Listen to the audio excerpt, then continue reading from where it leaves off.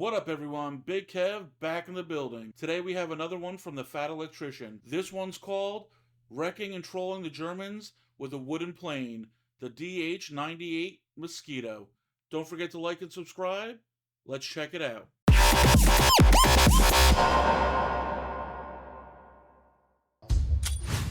Today we're talking about the DH-98 de Havilland Mosquito.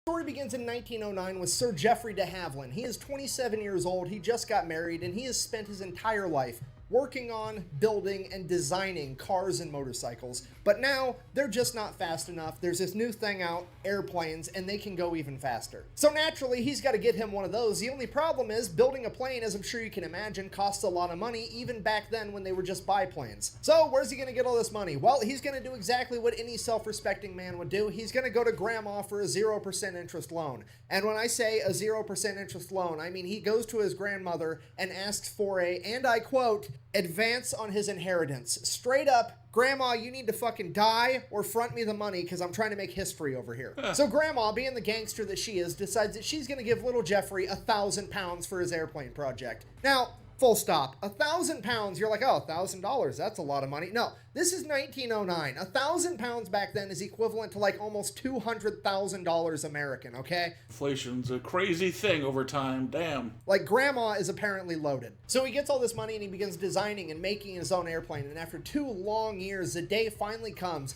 that his airplane is finished and it's finally ready for its first flight. So he hops in, takes his plane up into the sky, and everything goes absolutely perfect right until he crashed it. The plane is completely destroyed, and like every other speed freak and race car driver I've ever met in my entire life, de Havilland just crawls out of the wreckage and was like, that's fun, let's do that again. He then proceeds to make his very own aircraft manufacturing company. Fast forward a couple of decades, de Havilland owns a very successful airplane company, and it's the early 1930s, and everybody is beginning to make their planes out of metal, but de Havilland isn't having it because he thinks that making planes out of metal is dumb. Obviously, I'm paraphrasing here, but he's basically like, metal weighs more than wood, which means that my plane is going to be slower by making it out of metal. Why on earth would I do that? To which the entire aviation community basically yells at the guy like, well, metal is stronger than wood, duh. And he's like, fucking, it's an airplane. What? Just don't run it into shit. It'll be fine. If you want strong, go build a tank. What are we...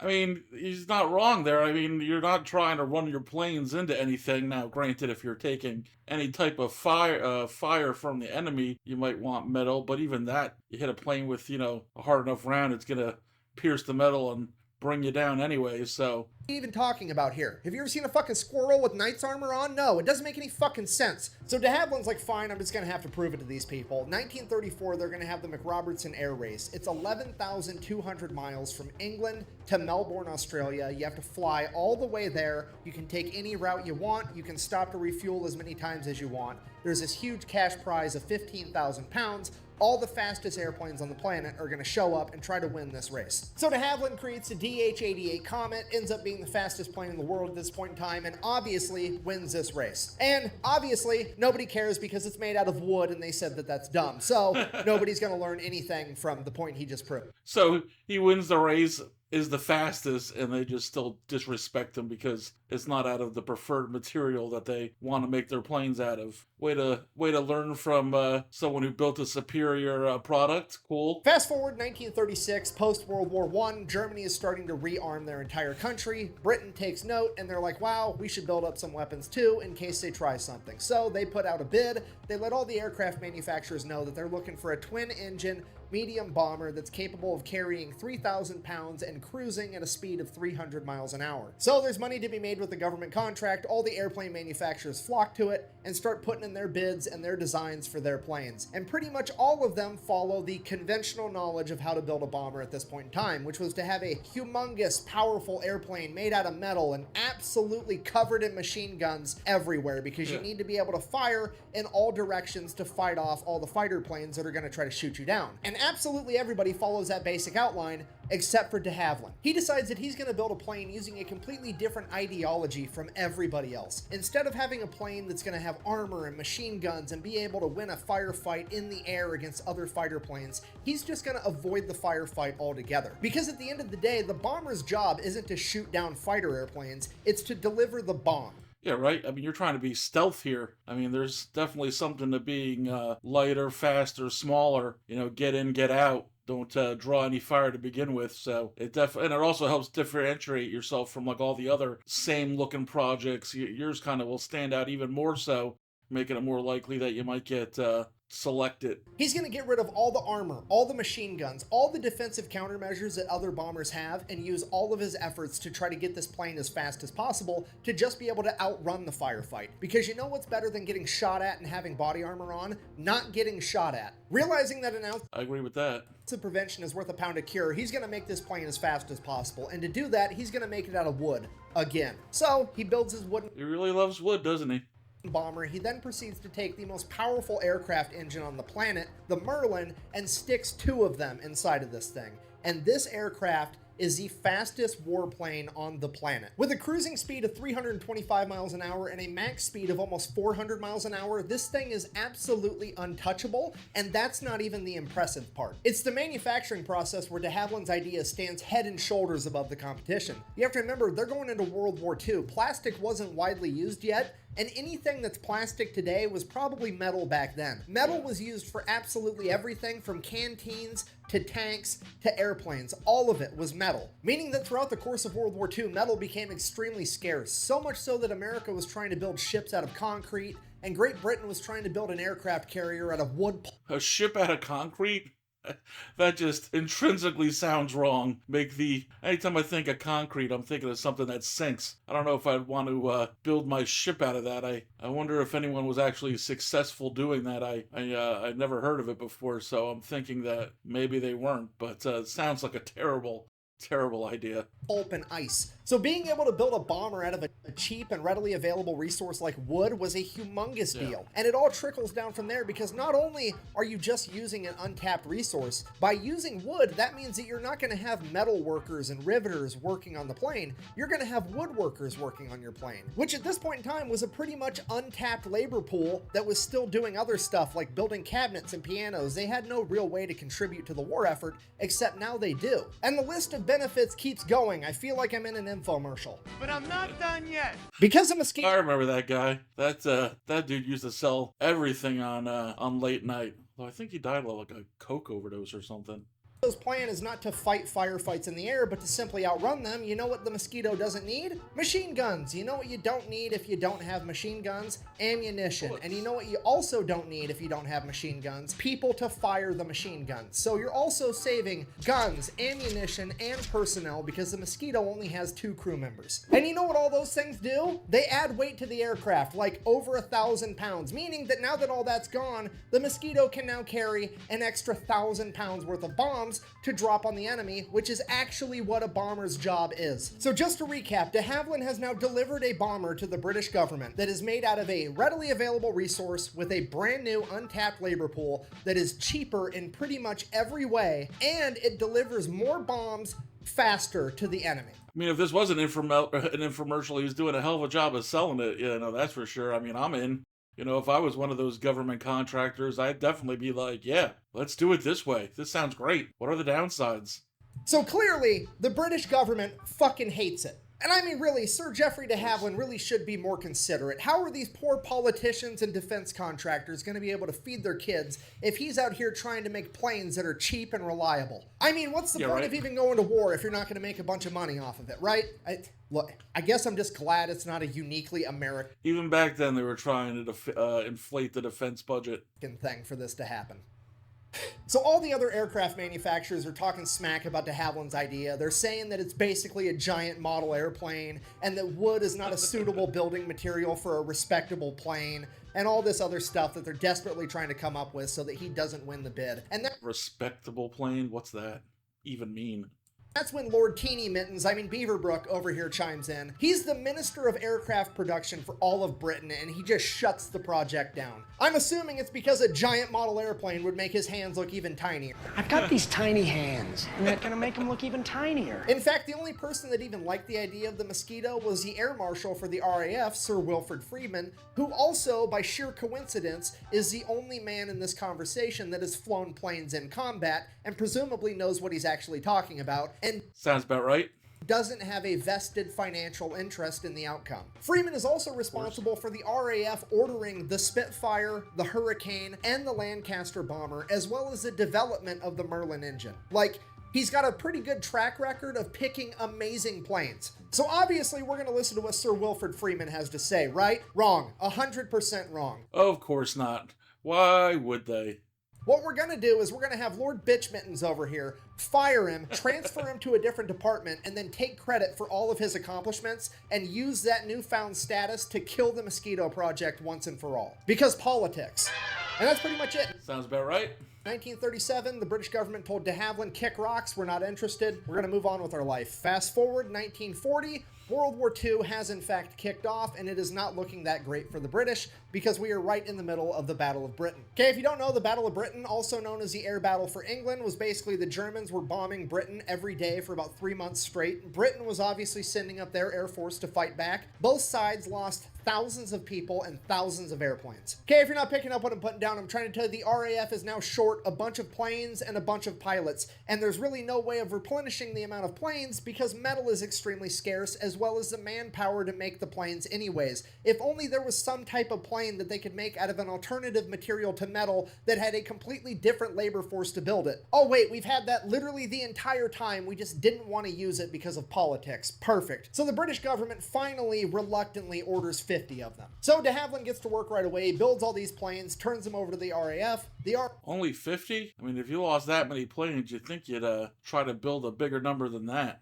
RAF then starts practicing with them, and the pilots absolutely love them. The only problem is they're a little bit hard to take off and land, which makes sense because they're basically a paper airplane with a fucking V8 attached to them. So the decision gets made that only the best pilots are going to be allowed to fly these things, and now we got to find what the first mission for the Mosquito is going to be, and it's going to be super secret because nobody knows that this plane even exists yet. So up until this point in the war, the British really didn't have a surveillance plane capable of flying over enemy territory and seeing what they were up to, so they were actually using their fighters, the Spitfire, to do that. And while the Spitfire is awesome, it sucked for this particular job because it simply couldn't hold enough fuel to go very far into enemy territory. The Mosquito, on the other hand, instead of filling it with bombs, we're just going to fill it with an extra gas tank, and this thing is going to be able to fly from England all the way to the Soviet Union and back in one flight without refueling, and that's exactly what it does. Yeah, the Mosquito is, for all intents and purposes, the world's first long-range reconnaissance aircraft that set the groundwork for every aircraft after it. It's basically the acoustic SR-71. So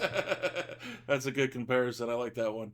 That's what they use it for the rest of 1941. 1942 rolls around, they're like, oh, hey, good idea. This thing can hold 4,000 pounds worth of ordnance. What if we just did one 500-pound bomb and some extra fuel tanks, and then we could bomb super deep into enemy territory? And that's exactly what they're going to do. Operation Jericho, a bunch of wooden wonders are going to low-level penetrate deep into enemy territory and deliver a payload.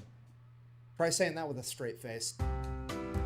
So a bunch of Mosquitoes take off to Norway. They are going to bomb Gestapo headquarters with 500-pound bombs. They fly all the way there above the ground and or ocean at like 100 feet, make it there more or less completely undetected, and bomb Gestapo headquarters. The only problem was, because they were so low to the ground, they decided that they were going to extend the fuse time on the bombs because they don't detonate on impact, they detonate on a timer. So they extended the timer to 11 seconds to allow the planes to get out of the blast radius of the bomb. So they went ahead and they dropped the bombs. The bombs were a direct hit on the Gestapo building. The only problem was the fuse was a little bit too long, and a 500-pound bomb traveling at like 400 miles an hour apparently has enough force in it to go through one wall, through the building, and out the other wall, and all 4 of the bombs did exactly that, flying completely through the building before detonating.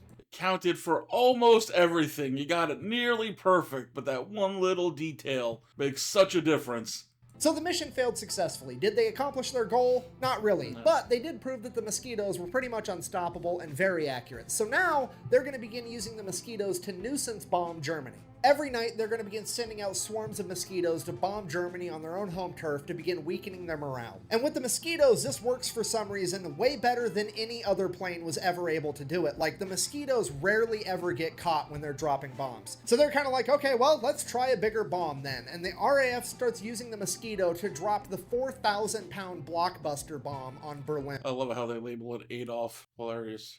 They then proceeded to do that every single night for 220 nights straight, earning it the nickname the Berlin Express. And then somebody at the RAF finally puts together the fact that maybe the mosquitoes are so... I feel like after 220 days, you try to come up with some type of defense to stop it from happening. Successful at not getting caught on their bombing runs, not necessarily because it's nighttime and not necessarily because they're really fast, but because they're made out of wood, and wood doesn't give off nearly as strong of a radar signature as metal does, which means it stands to reason that they would have just as much Another benefit of these planes. success bombing during the day as they would at night, which, if successful, is going to be extra demoralizing because at this point in time, everybody understands that there's never bombing raids during the daylight because the fighter jets would be able to take them out immediately. But in the case of the Mosquito, if they don't get picked up on radar, nobody might scramble the fighter jets until it's too late. So the RAF, with their immaculate sense of British humor, realize that this is a very rare opportunity to troll the enemy that they cannot afford to waste. So, British intelligence finds out that January 30th, 1943, the Nazis are going to be holding a humongous rally to celebrate their 10-year anniversary of coming to power. It's going to be huge. Hitler's right-hand man, Hermann Göring's going to be there giving a big speech. They're going to put the entire thing out on the radio waves so the whole country can hear it.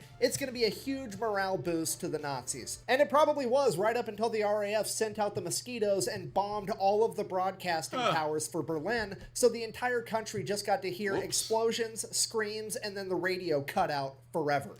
And then That's demoralizing. British turned it into an entire propaganda thing because not only are we hitting you on your own home turf in broad daylight, it's also in a wooden plane. So the Nazis are absolutely furious. They want to retaliate, so they ramp up air raids on Britain. The only problem is they can't really pull them off in daylight, but it is 1943, so they have figured out how to put radar in their individual fighter planes, meaning that the night raids are going to be far more successful than they ever were before. Or so they thought, because guess what? The British have a plane that's pretty much immune to radar. So they take the Mosquito bomber and they turn it into the bomber fighter by putting 4 20mm machine guns in the nose, plus another 4 Browning machine guns in the nose, and then send them out as night fighters, and they proceed to absolutely wreck the Luftwaffe in night combat because they can't be seen by radar, and they have radar to see them. Then, after seeing how incredibly good the Mosquito was at night fighting, the RAF had another brilliant idea. What if they sent out a bunch of Mosquito night fighters to wait above German airfields and then sent out regular bombing raids with regular bombers, and when those bombers got picked up on radar, they would scramble the German fighters to go up and intercept them,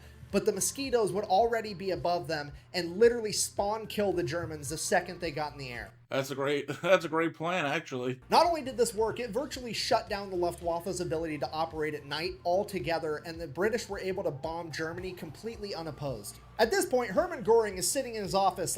I mean, the importance of these wooden planes, I'm surprised I haven't heard more about these in the past, or what led to them not ever being really used again, after this. I mean, it's pretty crazy how effective, these planes were in all facets. I mean, they were able to use them for long distance, even turn them into fighters. It's pretty wild. Okay, fine, I'm cool, I'm fine. Okay, and you have to remember, Hermann Göring in World War I was a fighter pilot. He scored 7 kills in World War I, making him an ace. So, the whole aerial combat thing is, his ballpark. So the fact that the RAF is having a warheads on foreheads extravaganza and there's nothing he can do about it is driving him absolutely insane. And then you sprinkle on top the fact that he's over there with his superior German engineering and the RAF is just dunking on him and his men in what amounts to a Pinewood Derby plane. This man is about to lose his mind. So he creates a special division of the Luftwaffe whose sole purpose is to find and destroy the Mosquitoes. Okay, they're already struggling in the war, and this man has now just cut out an entire section of his Air Force to do nothing but hunt down these wooden planes and try to destroy them.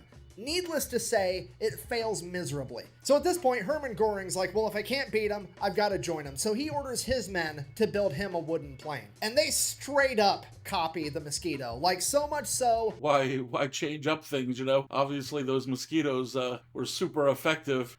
Nothing they could do was able to stop it, so, you know, you might as well copy it. Also call it the Mosquito, but they just spell it with a K. Like, straight up, yeah, you can copy my homework, but make it look a little bit different. That's what they did. So they get the Mosquito with a K built, and to the surprise of absolutely nobody, it's a pretty awesome plane. But then guess what happens to it? You're never gonna guess what happens to the German Mosquito. A bunch of high-ranking Nazis, politicians, get together and they're like, I don't think a wooden plane's a good idea. I want big metal planes with metal armor and a bunch of machine guns all over them. No matter what country you live in, they always get you. Politicians always get you. That's hilarious. What comes around goes around. Because that's the way to go. The same political BS that shut down the British Mosquito 10 years prior is now holding up the Nazis. So much so that they don't even get their first test flight in until June of 1944, which is way too late in the war for the Nazis to begin making a new type of plane and mass producing it. So that's it. The Germans never really got their version of the Mosquito. They ended up losing World War II. Everybody lived happily ever after. So I guess while it was dipshit politicians with teeny hands that prevented the British from getting the Mosquito on time, it was also dipshit politicians that prevented the Nazis from getting the Mosquito on time. So everything kind of equals out in a weird roundabout kind of way. In conclusion, the de Havilland Mosquito at a glance might appear to be this one-off weird thing that happened one time during World War II. But in reality, it is probably the single most important and influential aircraft in aviation history. You see, all planes today are not built with the ideology that they need to have armor and machine guns in order to take a hit and return fire, or at least most of them aren't. They would pretty much all much rather be so fast that they can't be caught, or so sneaky that they never get seen. And that entire strategy was pioneered by a wooden plane in World War II known as the de Havilland Mosquito. Thank you for watching. Best way to support the channel is go buy some merch over at thefatelectrician.com. Quack bang! Out. Also, the more I study history, the more absolutely positive I become that all politicians are morons, and I'm pretty sure the only reason they have to run for office is because they can't walk and chew bubblegum for office. I mean, Okay, no, seriously. It's like the saying, oh, you can lead a horse to water, but you can't make him drink. Ha ha ha. Except the horse is somehow your boss that you're, for some reason, partially responsible for hiring, but also you have no authority to fire. And now the horse is like making all these amazing stock trades with top secret information that only the horse could know, which is illegal, but also the horse gets to determine what's illegal, so you have no standing to do anything about it, even though you hired the horse and now you can't fire it. take a breath. Go buy a shirt at thefatelectrician.com. Thanks. Nice little rant there at the end. Yeah, that was another really interesting video. I never knew that wooden plane made such a huge difference in World War II. And I mean, there was really like nothing that plane couldn't do at that point. I mean, they were able to really harass the Germans in all areas by using that plane in different ways. You know, as always, if there's any other ones that I should be checking out, let me know in the comments down below. Until next time, have a good one.